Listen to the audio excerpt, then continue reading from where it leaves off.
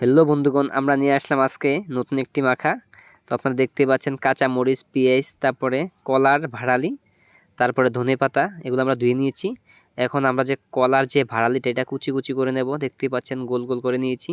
তারপর আমরা কুচি কুচি করে নেব, একদম আলু যেভাবে কুচি কুচি করে আর কি সেভাবে করে নেব। দেখতে পাচ্ছেন খুব সুন্দর করে কেটে নিয়েছি।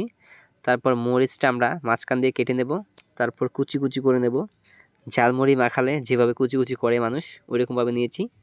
তারপর দেখতেই পাচ্ছেন পেঁয়াজটা সুন্দর করে কেটে নিয়েছি। এখন পেঁয়াজটা কুচানো শেষ আমাদের।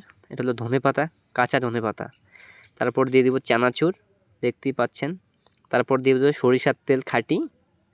তারপরে দিয়ে দেব দেশি কাগজি লেবু পাতা, দেখতেই পাচ্ছেন মেখে নিয়েছি আমরা। তারপর দেবো একটু লবণ, তারপর টেস্টি সল্ট দিয়ে দেব, দেখতেই পাচ্ছেন। ও হেভি টেস্ট,